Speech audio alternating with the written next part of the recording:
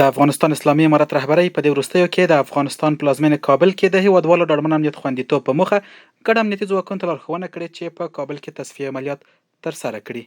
دغه عملیات 2 ورځې وړاندې د پلازمینې کابل په بیلابیلو سیمو کې پیل شوي او تر څو ورځو به دوام وکړي. د مشرتابه له لارښوونې سره سم یا د عملیات د یو منظم طرز العمل له مخې پر مخ روان دي. ګډ امنیتي ځواکونه هڅه کوي تر څو د خلکو د سر او مال ساتنې په موخه هغه وسلې او مهمات راټول کړي چې ترڅو د جرمونو په کموالي کې مثبت بدلون رامنځته شي.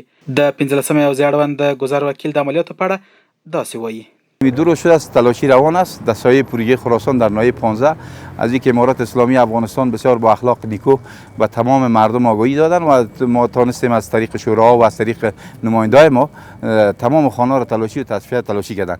اما متاسفانه باز صدا را شنیدیم که گفتن که یگان چیزا را گپ است، اما این گپ هیچ حقیقت نداره. چیز کسی را یا کامپیوتر کسی را یا تلفن کسی را یا بدون از اینکه کدام اجازه یا نماینده ساحه نبوده باشه در داخل خانه کسی یا داخل شده باشند.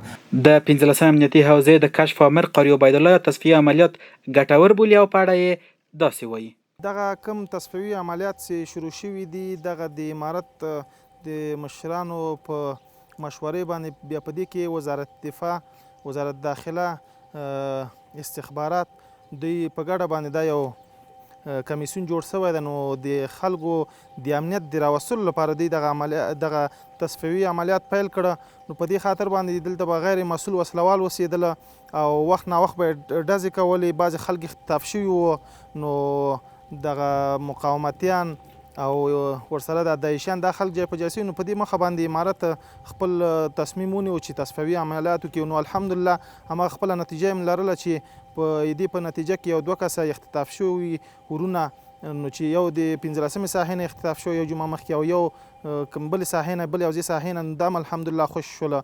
او ډېر مهمات هم د بیت المال انشاءالله چې امارت ته تسلیم شوله. بل لور ته په 15 امنیتي حوزه کې اوس د ډاډ وړ امنیت خوندي دی.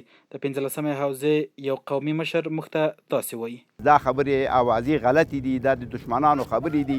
چاره امارات اسلامی افغانستان کمپیوتر میبره ای میبره دروغ وایي، دا ټوله غلطه خبره ده.